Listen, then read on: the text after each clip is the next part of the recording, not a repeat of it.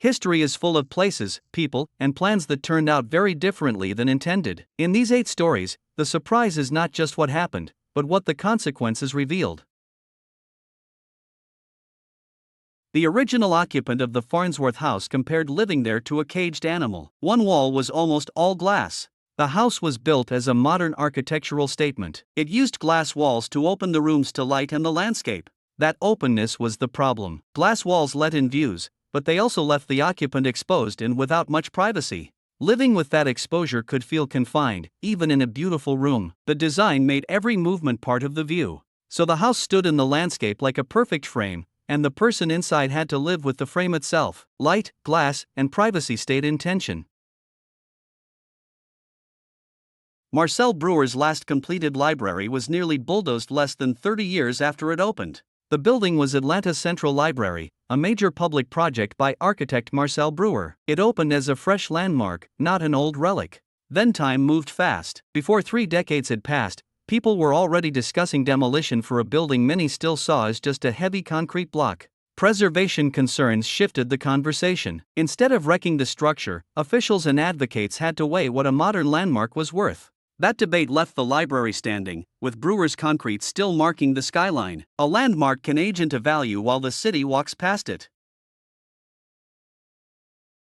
A Colorado church became a nightclub. Then, years later, a branch of its original congregation bought the building back. Before that turn, the church had merged with another congregation. After the merger, the building was sold and left its original use behind. The sale changed the building's identity. A former sanctuary could be repurposed, and in Colorado it became a nightclub instead of a worship space. Later, an offshoot of the merged congregation bought it back. The same wall shifted again, this time through a family branch tied to the church's past. So one building carried 3 lives: church, nightclub, and church again. In the end, the stone steps and front door were still there.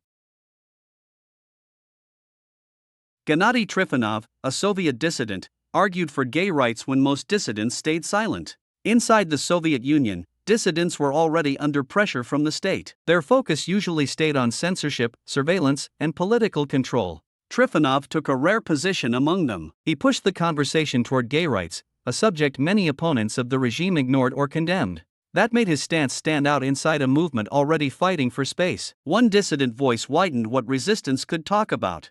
In that setting, Trifonov became a human image of dissent with a different edge. Not just the state, but a question of rights, held in a quiet Soviet room.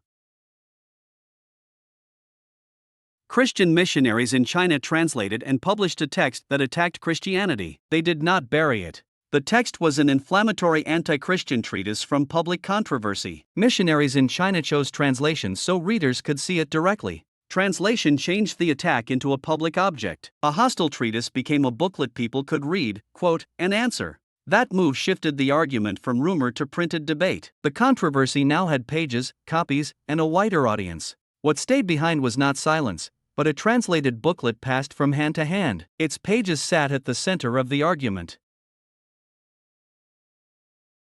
In 1963, the MPLA added a new front instead of a new army. It was called the Democratic Front for the Liberation of Angola. The goal was simple: widen support beyond one movement. The MPLA wanted the Organization of African Unity to see a broader cause. But a front can look like unity, or like strategy. To other institutions, the new banner could read as a tactical move, not a shared one.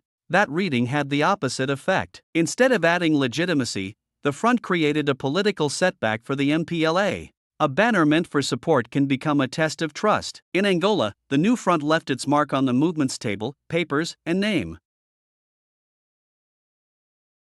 Alberto Giacometti's last sculptures began with a dying photographer, Eli Loader. He chose that face, then started shaping clay in the studio. Giacometti was fascinated by the human figure, and Loader was near the end of his life. The two men met inside that pressure, face to face. He kept returning to Loader's face, turning it into a sculpture while time kept moving. The work stayed open, because Giacometti died before he could finish it. That left 2 mortal timelines in one room. Loader's face was still the subject, but the final decision belonged to an unfinished model and an absent hand. So the studio kept one incomplete head, and one name beside it, Eli Loader. Giacometti's last project ended at the edge of the face.